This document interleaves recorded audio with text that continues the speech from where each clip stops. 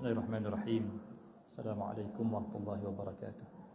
Sama-sama kita buka majlis pada malam ini dengan membaca Al-Fatihah. A'udzu minasyaitonir rajim. Bismillahirrahmanirrahim.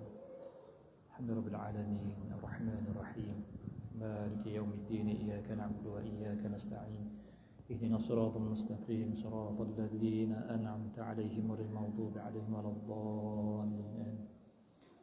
Alhamdulillahirabbil alamin. Salatu wassalamu ala asyrafil mursalin sayyidina Muhammad wa ala alihi wa man tabi'ahum bi ihsan ila yaumiddin. Subhana rabbika rabbil izzati amma yasifun wa salamun alal mursalin walhamdulillahi rabbil alamin. Allahumma la sahla illa ma ja'altahu sahla wa la sa'ba illa ma ja'altahu sa'ba wa law syi'ta ja'alta sabba sahla bil alamin.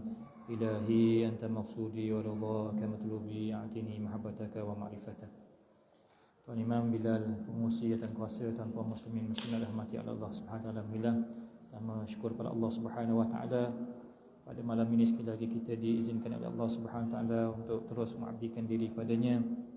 Moga-moga peluang yang diberikan oleh Allah Subhanahu wa taala ini melayakkan kita untuk bertemu dengan Allah Subhanahu wa taala sebagaimana firman-Nya, "Faman kana yarju liqa'a rabbih falyamal 'amalan shalihan wa la yusyrik bi ibadati rabbih ahada." Siapa-siapa yang bercita-cita untuk bertemu dengan Allah Subhanahu wa taala, maka hendaklah dia beramal soleh dan tidak syirikkan Allah Subhanahu wa taala dalam ibadatnya. Kita dah ke peringkat yang ke-6, muka surat 389 daripada kitab kita ni, Minhajul Abidin. Pada peringkat yang ke-6, dalam kitab kita ni ada 7 peringkat, disusun peringkat pendakian yang kita mesti lalui sebelum kita benar-benar sampai kepada Allah Subhanahu wa taala. Kita dah sampai pada peringkat yang ke-6 pada malam ni, muka surat 389, disebut sebagai peringkat hinaan. Peringkat hinaan. Sebelum pertemuan kita dengan Allah Subhanahu wa taala disebut sebagai pertemuan yang sebenar, yakni bertemu dengan Allah Subhanahu wa taala di akhirat dalam syurga Allah Subhanahu wa taala, ada dulu pertemuan yang pertama, yakni pertemuan di dunia ini, pertemuan kita dengan Allah Subhanahu wa taala. Sebab ayat yang kita baca tu memberikan dua makna. Ayat yang saya baca tadi 110 surah Al-Kahfi tadi, dia memberikan dua makna. Satu, pertemuan di sini, yang kedua pertemuan di akhirat. Siapa nak jumpa Allah Subhanahu wa taala di akhirat, dia mesti jumpa Allah taala dulu di pertemuan yang pertama ni, baru boleh jumpa Allah taala di pertemuan yang kedua. Apa bunyi ayat tu? Faman kana yarju liqa'a rabbih, siapa yang nak jumpa Allah taala, dia harap nak jumpa dengan Allah Subhanahu wa taala, jawapan dia falyamal amalan salihan, maka hendaklah dia buat amal soleh. Maka buat amal soleh itu sebenarnya pertemuan dengan Allah Subhanahu wa taala. Kan? Datang masjid, ibadat, jumpa Allah Subhanahu wa taala. Ziarah orang sakit, jumpa Allah Subhanahu wa taala. Buat asal ibadat, apa saja ibadat sebenarnya kamu buat kerana Allah Subhanahu wa taala. Jika tidak nampak Allah Subhanahu wa taala, maka dia tidak akan berlaku ikhlas yang akan kita bincangkan ni dalam peringkat hinaan ini. Kita nak bincangkan tentang ikhlas. Bagaimana nak dapat ikhlas tu? Kalau kita masih buat kerana, contohnya macam bos kita sakit, kawan kita sakit, kita ziarah dia, kita takut mungkin dia bila aku sakit dia tak ziarah aku, dia tak tolong aku dan sebagainya. Sudah tentu bukan buat kerana Allah Subhanahu wa taala. Kalau buat kerana Allah Subhanahu wa taala, mesti memandang dengan mata hati bahawa yang kita pergi bertemu itu ialah sebenarnya Allah Subhanahu wa taala. Baru dia datang ikhlas. Kalau tidak, dia tak datang ikhlas pada kita. Jadi semua ibadat dia syarat dia mesti ikhlas. Kalau tidak, ibadat kita ni dia jadi syirik kepada Allah Subhanahu wa taala, jadi dihina. Itu disebut sebagai peringkat hinaan. Peringkat hinaan. Jadi macam mana nak sampai pada ikhlas ni? Dia mesti melalui peringkat-peringkat yang terdahulu. Pertamanya kena ada ilmu yang kita belajar dulu peringkat awal ni. Kena ada ilmu, kena bersihkan diri kita daripada kotoran, banyakkan istighfar, banyakkan bertaubat kepada Allah Subhanahu wa taala. Tahu halangan-halangan yang berbentuk tetap, halangan dunia, halangan makhluk, halangan syaitan, halangan nafsu. Tahu halangan yang mendatang, contohnya bab rezeki, ni bab musibah dan sebagainya. Ia adalah halangan-halangan kita untuk beribadat kepada Allah Subhanahu wa taala. Kemudian peringkat yang baru kita lalui, baru kita lepasi ialah peringkat yang kelima, itu ialah bagaimana nak membina suatu hati yang ada rasa khauf dan rajak kepada Allah Subhanahu wa taala. Kalau tak ada dua sifat ni dalam diri kita, kita akan hidup dalam keadaan tidak ingat pada Allah Subhanahu Wa Taala. Masa muda lupa pada Allah. Bahkan mungkin masa kita susah, masa kita tua pun tidak mengharapkan Allah Subhanahu Wa Taala sebab terlalu takut sangat, lalu akhirnya menyebabkan kita ni susah untuk beribadat kepada Allah Subhanahu Wa Taala. Maka datang dua peringkat tadi ataupun peringkat yang keenam, pendakian yang keenam tadi, iaitu peringkat ar-raja wal khauf, takut dan mengharapkan Allah Subhanahu Wa Taala. Banyak yang kita baca tentang kisah-kisah yang terdahulu, orang yang dekat dengan Allah Taala sampai ke tahap wali Allah Subhanahu Wa Taala sendiri pun diuji oleh Allah Subhanahu Wa Taala, akhirnya tercabut imannya. Yang paling ditakuti ialah masuk neraka kekal abadi. Ini hilang imannya, masa kekal abadi. Manusia yang paling terakhir sekali yang keluar daripada syurga Allah Subhanahu keluar daripada neraka Allah Subhanahu Wa Taala, namanya Hannad. Bukan Hannad H-A-N-A-T, bukan H-A-N-A-D. Setengah bacaan dia baca Hannad, tapi ada kitab dia tulis Hunad. H-U-N-A-D. Kalau bahasa Arabnya sama jelah, nun dan alif dan Hannad. Bila dia keluar daripada neraka, setelah 1000 tahun diazab oleh Allah Subhanahu Wa Taala dalam neraka, maka dia dikeluarkan daripada neraka. 1000 tahun kalau masa akhirat, berarti kalau satu hari sana 1000 tahun sini, berarti 1 juta tahun. Lepas 1 juta tahun kita ni baru dikeluarkan oleh Allah Subhanahu Wa Taala.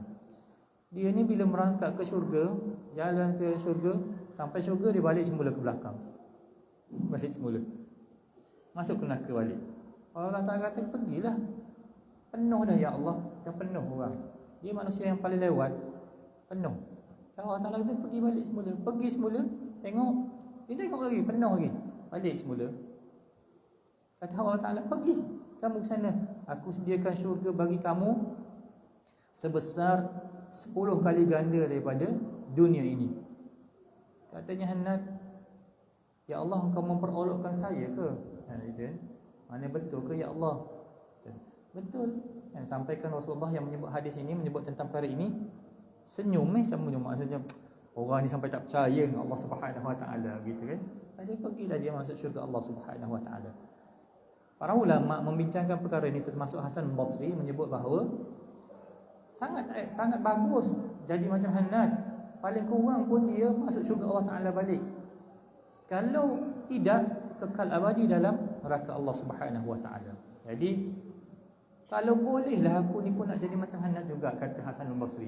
Kata anak muridnya, kenapalah minta begitu Cuba bayangkan, kata Hannad tu dia masuk neraka tapi akan masuk syurga. Kalau masuk neraka terus macam mana? Jadi ini kebimbangan, khauf yang lahir dalam diri mereka yang dekat dengan Allah Subhanahu Wa Taala. Jadi kebimbangan, pengharapan ini menjadikan hati itu selalu bergantung dengan Allah Subhanahu Wa Taala. Akan sungguh bersungguh untuk melakukan ibadat pada Allah Subhanahu Wa Taala. Ni kenapa tak datang ni? Dah confirm ke masuk syurga Allah Taala? Itu kita malas-malas nak datang masjid, nak pergi buat ibadat. Awak ni malas-malas ni, awak dah confirm ke?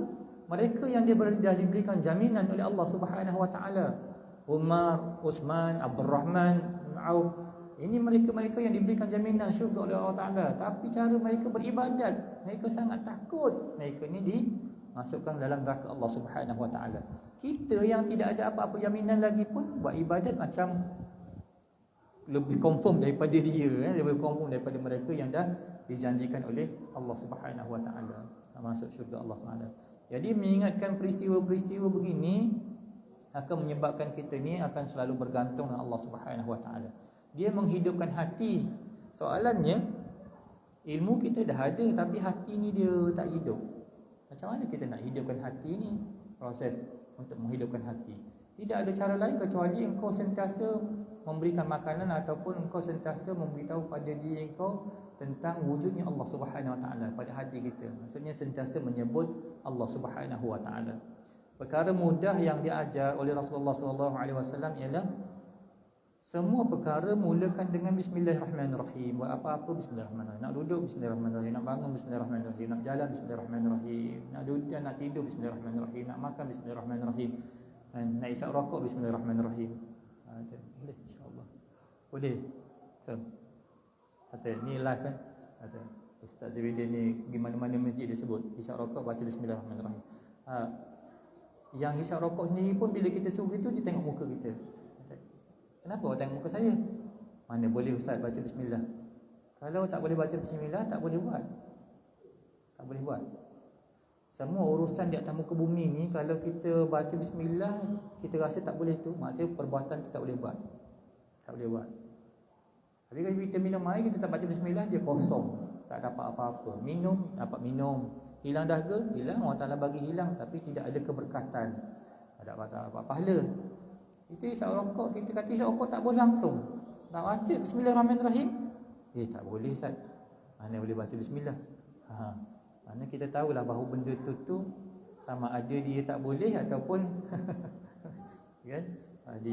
Ada seorang Bilal yang saya ajar gitu. Dia isap rokok tahun 1976. Saya lahir 1975. Dia baru berhenti 2 tahun lepas. Berarti dia isap rokok selama 45 tahun. 45 tahun. 47, 2 tahun berhenti, 45 berhenti dia. 45 tahun isap rokok. Tapi bila saya suruh itu dia buat, dia jadi ingatan untuk nak isap tu tak ada. Kata Ustaz, nanti Ustaz cerita Ustaz. Antara kelebihan bismillahirrahmanirrahim tu ialah ingatan nak isap rokok tu tak ada. Alhamdulillah. Alhamdulillah Pak Aziz. Kalau saya tengok sebut nama dia. Jadi kita buat tu supaya dia jadi ibadat. Seluruh hidup kita tu jadi ibadat. Ibadat ni ialah bila hati tu dia hidup, dia detik. Kan kita nak buat sesuatu ada niat. Kita duduk bismillahirrahmanirrahim, duduk iktikaf, bismillahirrahmanirrahim, minum kerana Allah Ta'ala, tidur kerana Allah Ta'ala, pakai kerana berjalan, bekerja kerana Allah Ta'ala. Nak hidupkan hati tu. Jadi gunakan bismillahirrahmanirrahim. Jadi kita nak ajar dia itu supaya dia hati tu dia hidup. Bila dia hidup, dia merasai. Datang rasa khauf, datang rasa takut tadi. Bila buat dosa dia rasa bersalah. Kalau tidak nanti buat dosa dia tak rasa bersalah. Tak bersalah. Mata buat maksiat, telinga buat maksiat, hati berfikir dan sebagainya, dia tak rasa bersalah pun, tak rasa bersalah. Bila tak rasa bersalah tu maksudnya hati ni dia ada masalah. Dah buat sesuatu yang lawan Allah Ta'ala, perintah Allah Ta'ala kita lawan, tapi tak rasa apa-apa. Dia mesti ada masalah. Kita kalau jumpa polis dia, kita ada masalah. Itu kan, polis kat depan, kita pun tahu tali pinggang apa semua. Sebab kita tahu kita bersalah. Tapi kalau kita tak tahu bersalah apa-apa, kita pergi je, polis pun tahan. Lesen? Tengok lesen mati pada tahun lepas lagi. Tapi kita tak tahu apa kesalahan kita. Jadi cik, lesen cik dah mati 2 tahun. Kan itu lesen birthday, tapi oleh kerana sambung 5 tahun sekali, 5 tahun sekali sambung. Jadi 5 tahun dah lebih pun, masuk tahun ke-6, tahun ke-7 pun kita tak perasan. Nanti boleh tahan, dia ulur dengan tenangnya ulur. Tapi kalau kita tahu dia lesen kita dah mati, polis duduk pusing belakang lah apa yang kita buat. Jadi hati tu dia nak kena hidup. Jadi macam mana nak menghidupkan? Antara basicnya ialah memperbanyakkan zikir kepada Allah Subhanahu Wa Taala, iaitu dengan kita mengajar diri kita untuk ingat Allah Subhanahu Wa Taala pada setiap perkara dengan lafaz bismillahirrahmanirrahim. Bismillahirrahmanirrahim. Buat apa? Bismillahirrahmanirrahim. Bismillahirrahmanirrahim. Kan? Boleh tambahkan lagi, Allah Ta'ala perintahkan pada kita, ya ayyuhallazina amanu zkurullaha zikran katsira. Wahai orang yang beriman, ingat Allah banyak-banyak. Dah gunalah. Bila ingat Allah Ta'ala banyak-banyak, hati ni dia mula hidup. Baru dia dapat kesan yang peringkat yang kita nak bincangkan ni, tentang peringkat hinaan ni, peringkat ikhlas ni. Sebab dia sangat dalam, yakni kita dengan Allah Ta'ala je. Kita dengan Allah Ta'ala je. Tapi kalau sekadar luaran biasa ni, dia tak dapat nak kesan tu. Jadi perlukan hati yang sangat dekat dengan Allah Subhanahu Wa Ta'ala. Dia buat je lain daripada Allah Ta'ala, detik. Kata ni bukan kerana Allah Subhanahu Wa Ta'ala. Tapi nak dapatkan hati macam tu macam mana? Kecuali kita hidupkan dia, belajar untuk menghidupkan dia sentiasa mengingati Allah Subhanahu Wa Ta'ala. Maka bila kita melakukan suatu perkara yang bukan kerana Allah Subhanahu Wa Ta'ala, dia akan berdetik lah. Dia akan sedarlah, oh bukan kerana Allah Ta'ala. Betulkan balik, ihdinas siratal mustaqim, ya Allah betulkan jalan kami balik, ya Allah betulkan ni balik. Aku ni buat ni kerana bukan kerana-Mu, ya Allah, bukan kerana kemanusiaan, kerana makhluk dan kerana dan sebagainya, bukan kerana Allah Subhanahu Wa Ta'ala. Jom kita masuk pada kitab kita. 389 peringkat hinaan. Seterusnya, setelah ibadat kita sudah lurus, wajib membezakan mana yang lebih baik dan mana yang kurang baik, serta memelihara segala sesuatu yang boleh membawa kepada kerosakan dan kerugian kepada ibadat. Buat ibadat banyak, bangun malam, tapi kadang-kadang kita sujud kita ni kalau tak tahan sikit, dia jadi berbekas ni. Jadi berbekas. Tahan sikit. Jangan lepaskan sangat dia punya tu. Takut berbekas ni kita nak susah nak jaga. Sahabat-sahabat yang dahinya lembut tu tak ada masalah ni kalau ada. Saya cakap ni supaya, sebab benda ni bila ada kita susah nak. Tu kan, bila orang dah tengok sini dia macam kuat ni saya ni ibadat. Susah nak jaga. Ini saya lah. Orang lain mungkin tidak gitu kan. Dan ada juga sahabat-sahabat kita tu, dia bukan tu, dia tak tekan pun tapi dahinya mudah berbekas. Itu tak masalah lah. Cuma kalau kita buat macam orang Arab tu, orang Arab ni dia kadang-kadang dia sengaja. Bahkan dia ambil bawang putih dia tonyoh ni. Ini. Dan dia bekas ini dua ni, nampak bekas. Baginya satu kebanggaannya kemudian ada tu. Jadi ni pun kita kena perhatikan ibadat kita. Buat banyak detik tapi ibadat itu tidak dikira oleh Allah Subhanahu Wa Taala, bahkan dihina oleh Allah Subhanahu Wa Taala. Kewajipan ini ditetapkan berdasarkan kepada dua sebab berikut. Kenapa kita perlu jaga sangat ni hati kita ni supaya ibadat kita ni capai maqam ikhlas? Kerana yang pertama, jika kita ikhlas dan sentiasa mengingati kurniaan Allah, manfaat yang akan kita terima adalah sangat besar, iaitu segala amalan kita bakal diterima di sisinya dan mendapat pahala yang banyak. Jika tidak demikian, maka segala amalan kita tidak akan diterima dan hilang segala pahalanya. Ini bimbang. Kebimbangan ini pun menyebabkan datang rasa khauf dan raja tadi, yang peringkat yang ke-6 tu. Bimbang, ya Allah, kalau Engkau tak terima macam mana ya Allah? Bimbang. Jadi buat makin baik, buat makin bersungguh. Tapi kalau kita tak ada rasa langsung kebimbangan, pergi solat balik tu, tak ada rasa kebimbangan, kita ibadat kita pun tidak berkualiti lah. Dia buat ibadat sungguh-sungguh, bahkan disebut solatlah sebagai solat yang terakhir. Kalau kita solat isyak, solat maghrib tadi solat yang terakhir, mungkin tak sempat isyak dah. Solat isyak mungkin dah tak sempat subuh dah kita. Jadi solat ni solat yang terakhir. Buat yang paling baik, mungkin dah tak sempat lagi dah untuk solat akan datang. Jadi solat yang terbaik. Ada rasa bagaimana kalau tidak diterima oleh Allah Subhanahu Wa Taala. Sebab jika diterima amalan kita ni, sudah tentu ganjaran besar. Ini janji Allah Subhanahu Wa Taala. Pasti dia akan beri ganjaran yang besar. Ingat juga ibadat kita ni yang kita buat main-main ni, ibadatnya untuk siapa? Ibadatnya untuk siapa? Dia buat untuk Allah ke? Buat untuk Allah. Allah nak buat apa daripada kita kan? Ibadat dia ghaniyun 'anil 'alamin, maha kaya daripada seluruh alam. Dia dah kaya, dia nak buat apa lagi daripada kita? Jadi yang kita buat tu untuk siapa?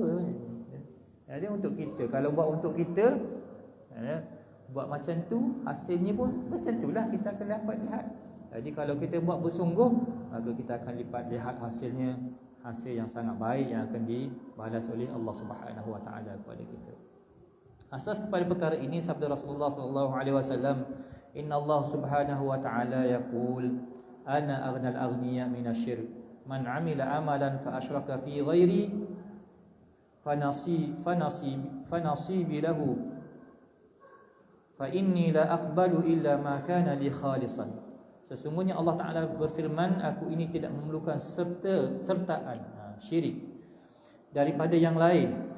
Siapa sahaja yang melakukan sesuatu perbuatan dengan menyertakan yang selain aku, maka bahagianku yang lain itu kerana aku tidak akan menerima perbuatan seseorang selain ikhlas hanya untuk aku. Buat ibadat kerana Allah Subhanahu Wa Ta'ala baru diterima oleh Allah Subhanahu Wa Ta'ala. Nanti ikhlas kita datang buat ibadat kerana Allah Subhanahu Wa Ta'ala, bukan kerana sesuatu yang lain. Dia datang kerana kita EJK, dia datang. Ustaz datang masjid, ustaz tak datang solat masjid, itu. Tapi kalau tak jadi ustaz, ada setengah masjid ada imam kan. Imam ada 3, dia bertugas hari tu. 2 lagi imam tak ada. Solat kat mana? Solat kat rumah. Ada tak solat kat rumah. Kan? Kalau tak bertugas, memang tak bertugas, duduk kat depan, duduk kat belakang, kena bertugas, solat lah. Kan? Bilal bertugas, Bilal 3 orang juga. Seorang bertugas, dia datang. 2 lagi solat kat rumah. macam tak kena kan. Macam tak kena. Habis awak datang kenapa? Tugas. Kalau tak bertugas, saya tak datang. Masya-Allah. Macam tak kena tu. Sekarang ni jawatan kuasa baru. Orang masjid jawatan kuasa baru. Sini tak kan? Baru juga yang sama aja putar gitu kan. Allahu Akbar. Yang tempat lain memang baru-barulah, muka baru semua kan. Jadi kita tengok AJK yang lain mana? Ada. Adalah yang datang. Ada yang tak datang. Tak datang. Tak tugas dah ustaz. Yang tak datang tak ada jawatan dah. Itu tak betul tu. Tak betul.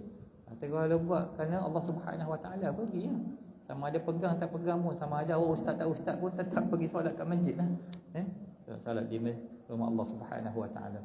Sekarang orang buat kempen solat subuh solat subuh. Kalau kita ketuk, kita jiran kita ketuk pintu satu seorang kalau sini kan. Jom solat subuh. Jom solat subuh kan. Jom solat subuh. Kempen solat subuh dulu kan. Solat yang paling susah sekali. Jadi kan, Isyak dengan subuh kan. Susah tu. Nak tengok orang yang benar-benar beriman pada Allah Subhanahu Wa Taala, tengok solat subuh dengan solat isyak lah. Tengok tu kan. Tengok Allahu Akbar. Ramai solat Jumaat tak boleh nak kira.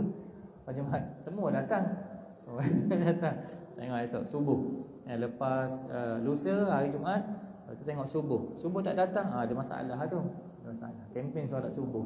Kita tu masing-masing ni nak kata pada diri kita masing-masing, bukan nak kata pada orang nak masuk syurga semua. Kita nak masuk syurga. Semua orang Islam ni nak masuk syurga semua. Dan harap-harap tidak ada satu orang pun yang tertinggal dalam neraka Allah Subhanahu Wa Taala, sebagaimana yang disebut dalam cerita Hunat tadi, Hanat ataupun Hunat tadi. Jadi inilah harapan kita. Jadi moga-moga kita ke syurga Allah Subhanahu Wa Taala. Jadi biarlah apa yang kita buat ni tidak menjadi suatu yang sia-sia, bahkan yang dihina oleh Allah Subhanahu Wa Taala kepada kita. Kemudian ada pula pendapat yang mengatakan pada hari kiamat nanti Allah akan menjawab setiap tagihan hamba-Nya yang telah beramal. Alam yuwasi'laka fil majalis, alam takuni ra'sa fid dunya, alam yurakhas bai'uka wa shira'uka, alam tukram. Apakah tidak diperluaskan bagimu kedudukan di dalam majlis? Apakah kamu tidak dijadikan sebagai pemimpin di dunia? Apakah tidak ada keringanan harga untukmu, jadi dimudahkan perniagaan kamu? Dan apakah kamu tidak mendapat penghormatan? Jika yang dimaksudkan itu adalah orang yang beramal, maka cukuplah itu sebagai pahala buat mereka. Itu bahaya dan mudarat yang timbul akibat beribadat tanpa berlandaskan ikhlas kepada Allah Subhanahu Wa Taala. Dalam kehidupan ni banyak dibantu oleh Allah Subhanahu Wa Taala kita kan. Semua rezeki kita dimudahkan oleh Allah Subhanahu Wa Taala. Semua dibantu. Kenapa kamu tidak buat kerana Allah Subhanahu Wa Taala? Buat kerana Allah Subhanahu Wa Taala. Berniaga kerana Allah Subhanahu Wa Taala. Bekerja lillahi taala kerana Allah Subhanahu Wa Taala. Jadi orang jadi rasa tak cukup dengan dunia ni, kenapa? Tak cukup sampai tak boleh jaga waktu solat, ada masalah. Sampai tak cukup ke rezeki yang dikurniakan oleh Allah Subhanahu Wa Taala kepada kita? Sampai solat pun tak boleh nak jaga. Bahkan tak solat lagi. Sibuk sangat sampai solat pun tak boleh nak jaga ibadat kita dengan Allah Subhanahu Wa Taala. Bukankah Allah Taala telah permudahkan kepada kita semua tu? Cuba tengok balik, kehidupan kita ni dah dimudahkan oleh Allah Subhanahu Wa Taala. Menurut penyusun, riya mempunyai 2 noda dan musibah. Lawan pada ikhlas ni ialah riya. Lawan pada ikhlas riya. Riya kita mana orang tahu tentang dalam hati kita. Itu dia adalah kita dengan Allah Subhanahu Wa Taala saja. Siapa? Tak tahu pun siapa. Saya cakap dengan anak-anak tadi yang kat madrasah, awak ni pakai serban elok, jubah elok, tapi Budak Badawi yang Sayyidina Umar jumpa tu, pakaian dia lusuh, rambut kerinting, tapi hatinya dekat dengan Allah Subhanahu Wa Taala. Kita pakaian bersih, hebat nampak, tapi jauh hati dengan Allah Subhanahu Wa Taala. Boleh menipu. Budak tu tak berani menipu. Jual je kambing tu pada aku, tuan aku tak ada. Budak tu kata apa? Memang tuan aku tak ada, tapi Tuhan aku ada. Tuhan aku ada. Dia takut dia untuk membuat satu pengkhianatan kepada tuannya. Itulah kita dengan Allah Subhanahu Wa Taala. Bila hati itu dihidup, dia dapat rasa. Tapi kalau hati itu tak hidup, susah nak beritahu pada siapa tentang ni. Ada riak dalam hati kita. Kita je dengan Allah Subhanahu Wa Taala yang tahu perkara ini. Adapun dua noda yang dimaksudkan itu ialah noda rahsia, iaitu didakwa oleh Allah Taala di hadapan para malaikat, sehingga terbongkar segala rahsia, seperti mana yang telah diriwayatkan bahawa malaikat naik ke langit membawa segala amal manusia dengan riang gembira. Ni kita akan lihat hadis yang panjang ni pada bacaan kita yang berikutnya nanti, insya-Allah dimasukkan hadis tu. Langit pertama, langit kedua, langit ketiga, langit keempat, langit kelima, langit keenam, langit ketujuh. Ada yang sampai langit pertama, baling-balik. Ada langit kedua, baling-balik. Ada langit ketiga. Ada yang lepas sampai langit ketujuh. Bila dibawa persembahkan pada Allah Taala, lempar balik amalan tersebut. Lempar balik. Sebab apa? Tidak ikhlas kepada Allah Subhanahu Wa Taala. Jadi ini ikhlas ni perlu sentiasa kita perhatikan betul-betul diri kita ni. Benar tak kita ni buat benar-benar kerana Allah Subhanahu Wa Taala? Bukan ibadat khusus bernama ni solat ni saja, maknanya yang lain-lain ibadat kita, kehidupan kita ni, benar tak kita buat ni kerana benar-benar kerana Allah Subhanahu Wa Taala? Jangan kerana sul habis semua sekali ya. Kerana sul habis semua sekali. Rosak semua amal ibadat. Kerana sul. Sampai bola pun kalah. Semalam saya tengok bola, biasanya tengok sampai ke hujung. Semalam tengok minit ke berapa? 6 minit ke 60 ke 70. Gol yang ketiga masuk tu saya dah tutup. Tengok. Tak jadi tengok. Ini semua pasal sul aku. Rosak. Allahu Akbar. Dan bila berlaku kes macam tu, kita tahu lah yang selama ni kita buat ikhlas tak ikhlas kerana Allah Subhanahu Wa Taala. Saya tolong masak dia, saya tolong ni, saya buat ni, saya buat ni, saya buat ni, dan bagi isteri. Suami pun nak begitu juga. Nanti kita buat ni betul tak kerana Allah Taala? Ya, benda tu akan kita tahu bila ada apa namanya, perkara yang berlaku di tengah-tengah tu, baru kita tahu, oh ni buat betul tak kita ni selama ni buat kerana Allah Subhanahu Wa Taala. Bila datang ujian baru kita tahu bahawa betul tak kita ni benar ikhlas kerana Allah Subhanahu Wa Taala. Ini ya.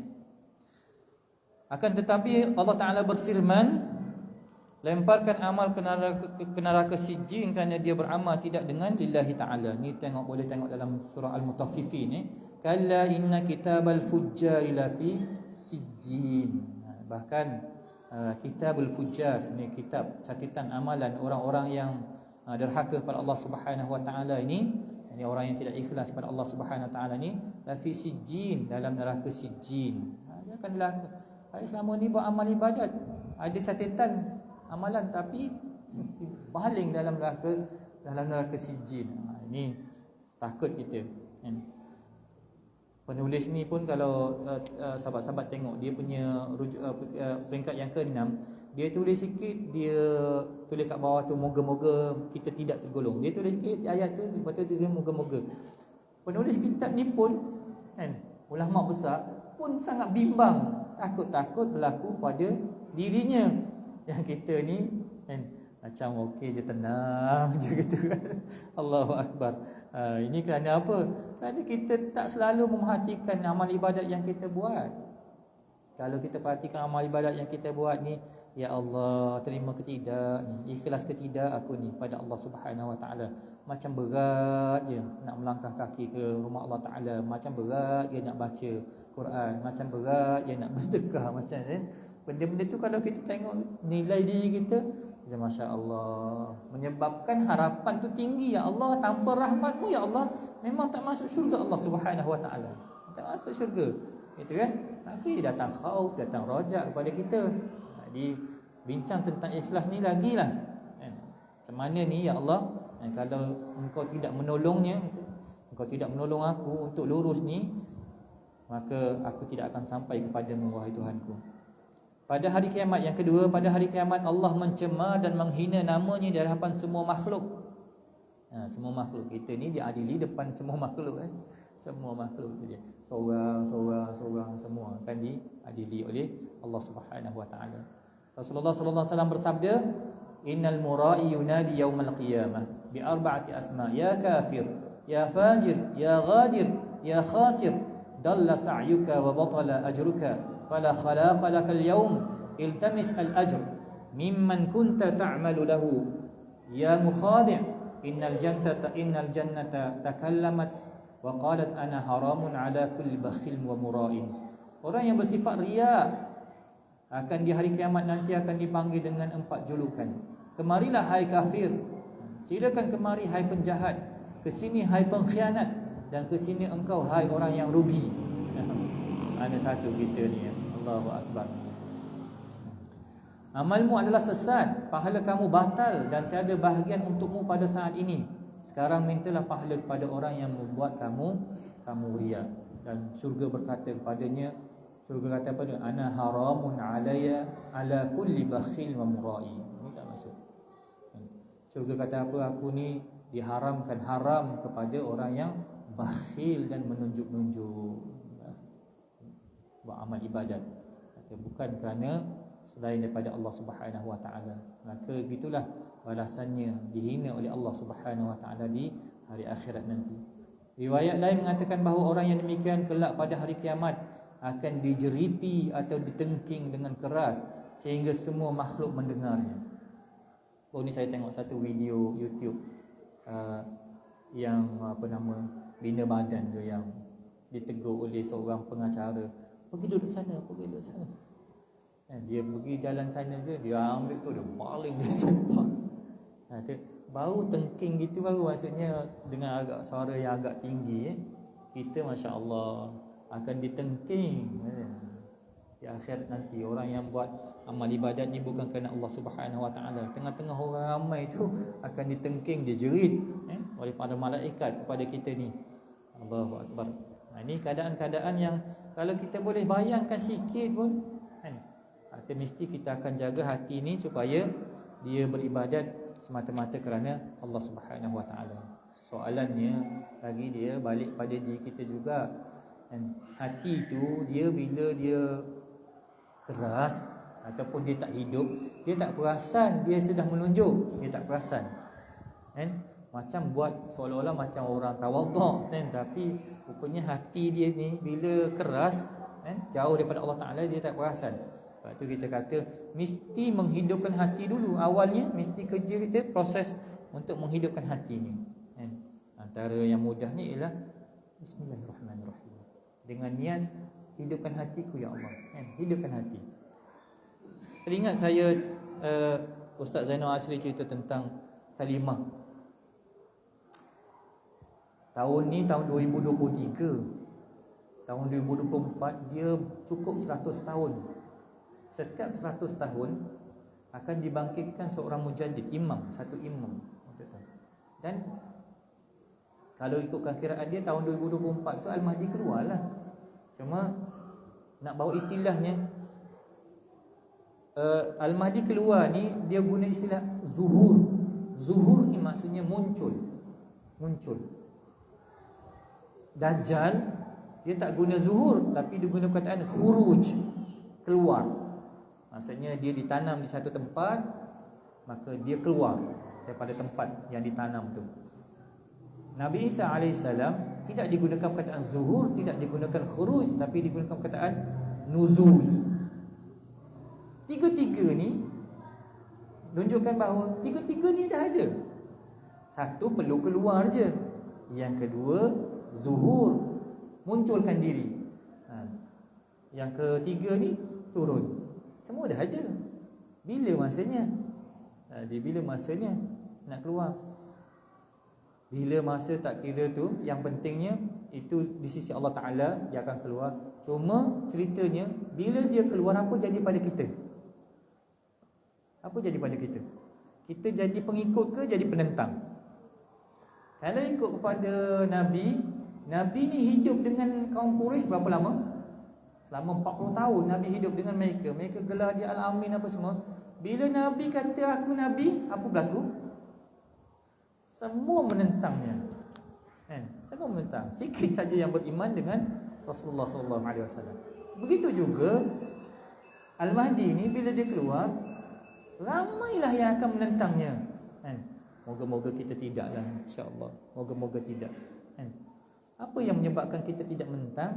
Bila hati tu dia mempunyai kecintaan kepada Rasulullah kuat, cinta pada Rasulullah tu kuat, maka akhlak Al-Mahdi tu dia mirip Rasulullah SAW, menyebabkan hati ni dia tertarik. Lalu Syekh Zainal Asim mencadangkan, ini daripada guru-gurunya, mencadangkan supaya kita amalkan ayat 128 129 surah At-Taubah. Laqad ja'akum rasulun min anfusikum azizun 'alaihi ma anittum harisun 'alaikum bil mu'minina raufur rahim. Ayat itu bila kita amalkan, dia menambahkan cinta kita kepada Rasulullah sallallahu alaihi wasallam.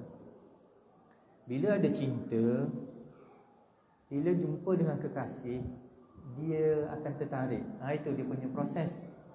Saya Terengganu rumah Mersing, jumpa di Terengganu Kuzal, tak kahwin lagi.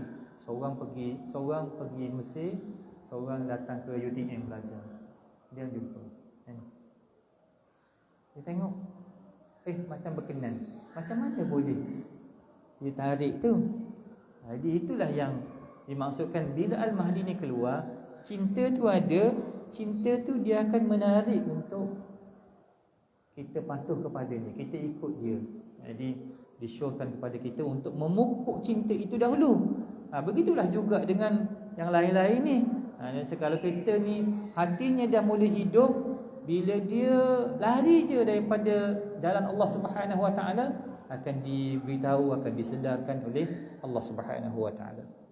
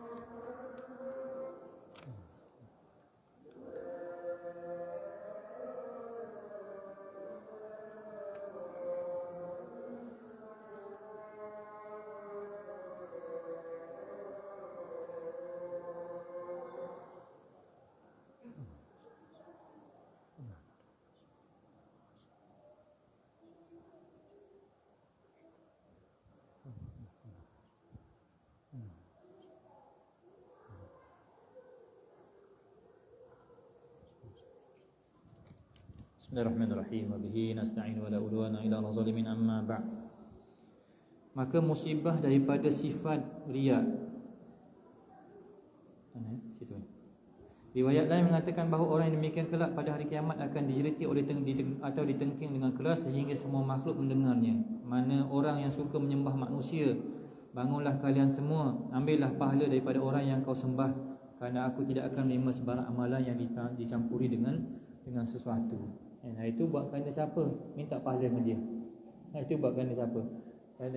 Buat ibadat kerana orang tertentu. Buat ibadat kerana ada muslihat tertentu. Minta dengan dia. Tak payah minta dengan aku. Allah Ta'ala kata gitu pada ya Allahu Akbar. Hinanya kita. Maka musibah daripada sifat dia ini terbahagi pada dua, iaitu tidak akan mendapat tempat di syurga sebagaimana diriwayatkan oleh Rasulullah SAW. La ilaha illallah Muhammad Rasulullah. Adapun hadis di atas ini mengandungi dua makna. Yang pertama masuk kikir, ialah kikir ucapan, iaitu tidak mahu mengucap sebaik-baik. Kikir ni apa? Kedekut. Kikir. Tidak mahu mengucap sebaik-baik ucapan la ilaha illallah Muhammad Rasulullah. Sedangkan masuk riak di sini ialah riak yang paling buruk, iaitu riak munafik. Riak munafik ni maksudnya apa? Luar nampak beriman tapi dalam sebenarnya tidak beriman pada Allah Subhanahu Wa Taala. Orang yang riak imannya dan tauhidnya, dalam keadaan ini terkandung harapan bahawa orang mukmin tidaklah sedemikian. Harap-harap orang mukmin ni, kita semua ni tidaklah begitu. Itu berlaku pada orang munafik. Jadi kena perhatikanlah diri kita masing-masing. Betul tak? Tak ada sifat ni pada kita. Minta tolong dengan Allah Subhanahu Wa Taala. Ilmu dah ada. Yang kedua, kena minta tolong dengan Allah Subhanahu Wa Taala. Ilmu dah ada. Kita dah ada dah ilmu tu. Ibadat mesti ikhlas. Tapi nak dapat ikhlas ni, minta tolong dengan dia. Sebab dia adalah anugerah Allah Subhanahu Wa Taala.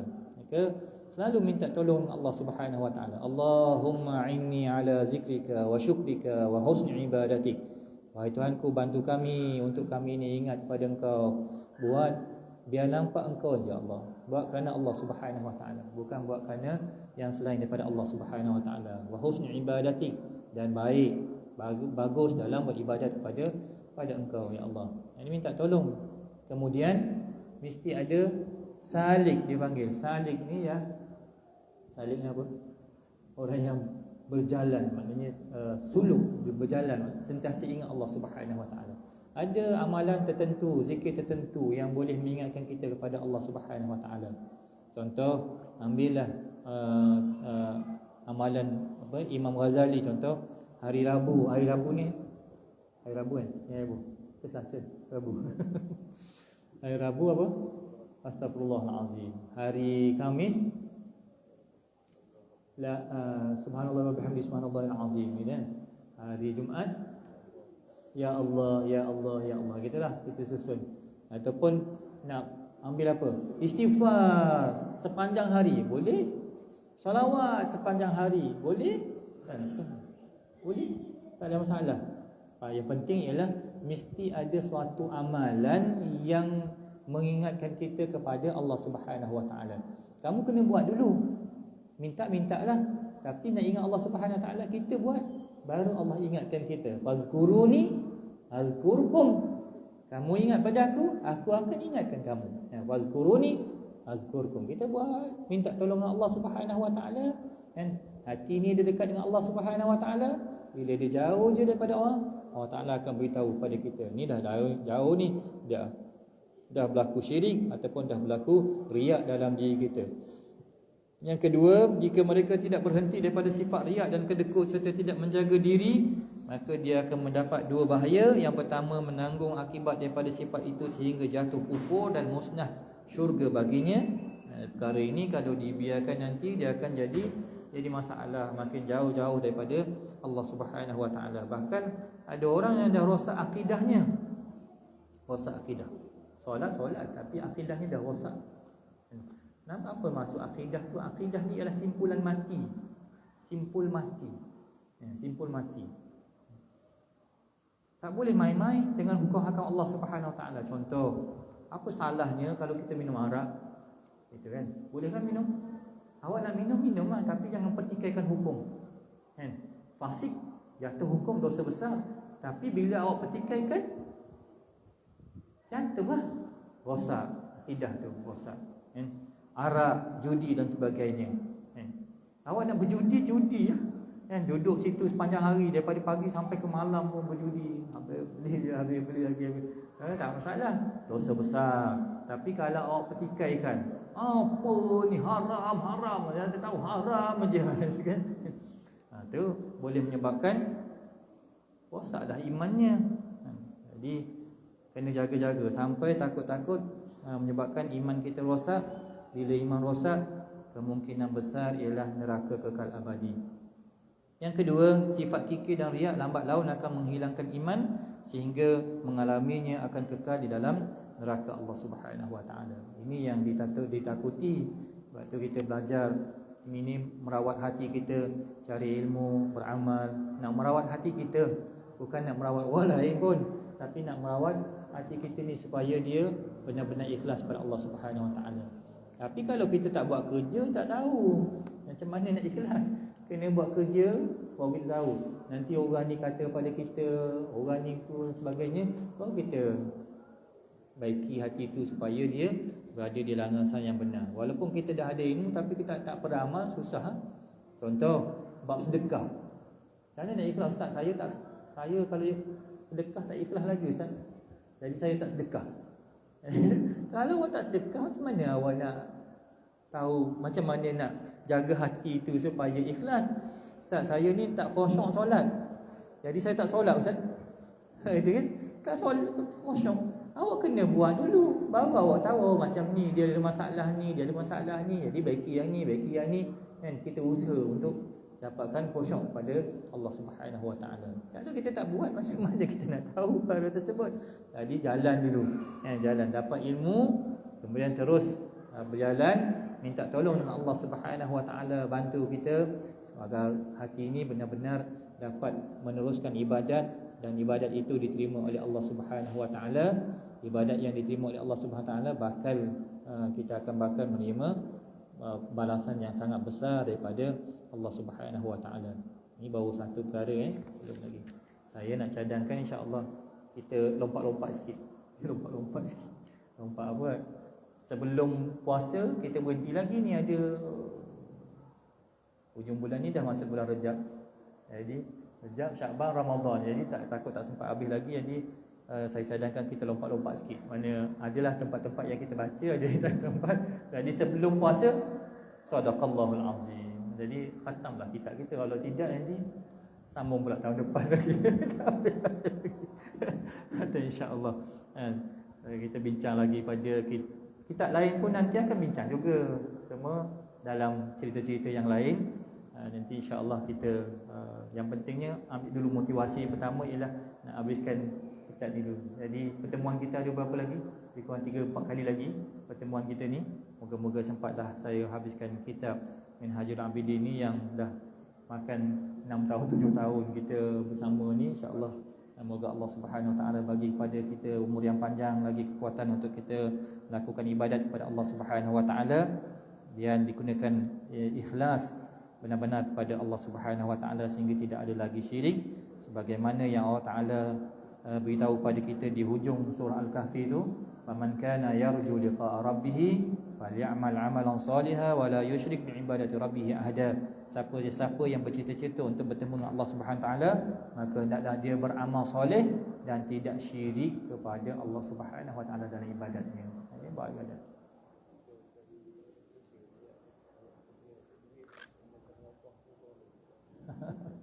Kerja memang nak duit. Kerja memang nak duit kan. Jadi kita buat kerja kerana Allah Subhanahu Wa Taala. Dia tanda kerja kerana Allah Taala ni ialah bersungguh, kesungguhan. Adalah mujahadah sungguh-sungguh kerana Allah Subhanahu Wa Taala. Adapun duit ni tetap kita akan dapat. Kalau kita buat tak kerja sungguh pun kita akan dapat. Jadi kita nak tahu kita ni bersungguh kerana Allah Taala tidak, ialah tengok kita punya tu, jaga masa, jaga pekerjaan kita, kita amanah pada Allah Subhanahu amanah. Itu tanda kita buat kerana Allah Subhanahu Wa Taala tu. Tapi kalau kita buat sesuatu, ada orang buat report je. Ada guru sekolah agama, dia masuk buat report je, tak ngajar, duduk je, habis masa budak balik tu. Tapi tengok dalam ni PNP dia penuh, tapi tak mengajar. penuh juga, gaji dapat. Tapi apa yang kamu buat? Tak buat. Jadi antara tanda kita buat kerana Allah Subhanahu Wa Taala ialah amanah kita tunaikan. Jadi kita bersungguhnya untuk tu, kan? Ini dah memang dah janji dah. Tapi ada orang dia memang fokusnya ialah duit ni, kenaikan pangkat ni yang dia perlu buat. Tengok bila orang dia fokus pada kenaikan pangkat ataupun duit ni, apa dia buat? Kan? Lobby kerjanya. Jadi kan, masa kerja pergi minum dengan siapa? Pergi minum dengan bos. Gitu kan. Jadi amanah tu sudah sendiri dah dia terabai. Jadi antara tanda kita benar-benar ikhlas ni adalah melaksanakan amanah kepada Allah Subhanahu Wa Taala. Amanah kerja, amanah masa kita jaga tu, itu tandanya kita buat kepada Allah Subhanahu Wa Taala tu. Tanda kepada Allah Subhanahu Wa Taala. Tu ustaz ni mengajar Quran, kenapa sampai RM200 yang tengah viral sekarang ni kan? Yang tengah viral, ngajar Quran 3 hari je tapi bayar 200. Ustaz tak ikhlas pada Allah Taala. Tak ikhlas.